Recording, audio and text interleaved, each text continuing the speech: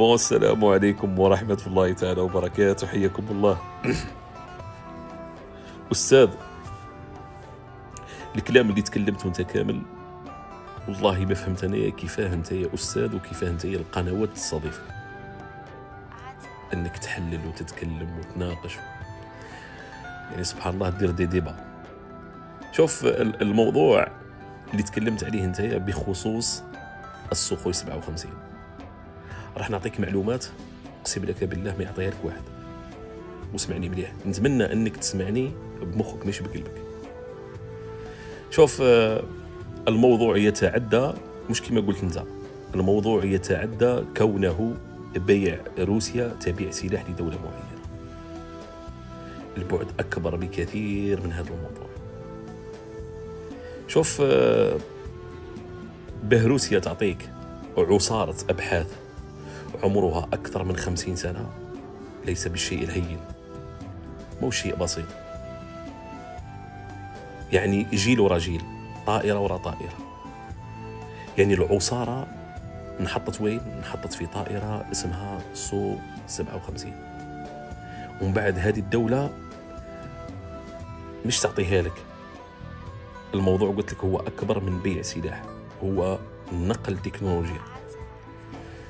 في السياسة نقل تكنولوجيا من دولة إلى دولة، وش معناه؟ وش قريت انت؟ وش معناه؟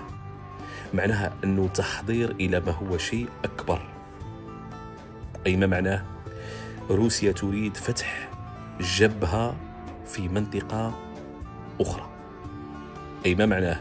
زيد نبسط لك به المستمع يفهم علينا. نحكي لك هكا بالدارجة، ديما نحب نتكلم بالدارجة به الإنسان البسيط في الجزائر يفهمني. شوف، روسيا الجهة الشرقية والغربية والشمالية مسيطر عليها، بحر البلطيق، البحر الأسود، القطب الشمالي. لو كانت تتحرك ذبانة روسيا تكون معها. ولكن الجهة الجنوبية أمريكا وحلفائها إسبانيا وإيطاليا لقاتها مرتع. فهذه النقطة بالذات روسيا تريد أنه يكون لها حلفاء في هذه المنطقة. أي ما معناه؟ تريد غطاء على الجهة الجنوبية لها. وبهذا قررت أنها تبحث عن شريك موثوق. تبحث عن شريك موثوق.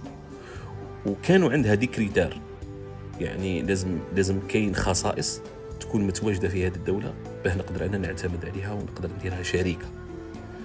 وهي عدة نقاط متوفرة، وين تلقاها موجودة إلا في الجزائر. أي أنها دولة سيدة. ما معنى دولة سيدة؟ دولة سيدة في قراراتها. دولة سيدة في قراراتها.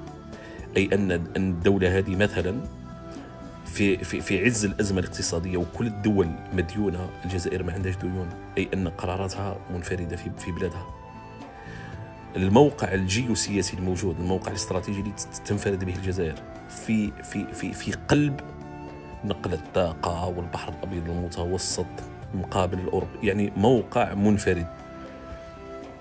دولة جيشها قوي جدا في المنطقة.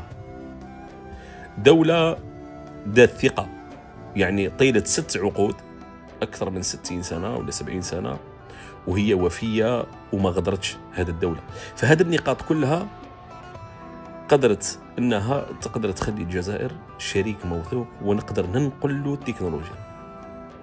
الموضوع ما يشبرك نبيع لك طيارة وأنا اللي نتحكم فيك لا لا لا. المانتونونس يديروها الخبراء نتاعك، الموديفيكاسيون في الطائرة تندير بالخبراء نتاعك. فالموضوع هو نقل تكنولوجيا، مش بيع سلاح وأنا نتحكم فيه وأنا ندير له كل شيء، قطع الغيار من عندي والخبراء من عندي. فالموضوع هو تحضير لما هو أكبر. وأكتفي بهذا القدر من الحديث. السلام عليكم ورحمة الله تعالى وبركاته.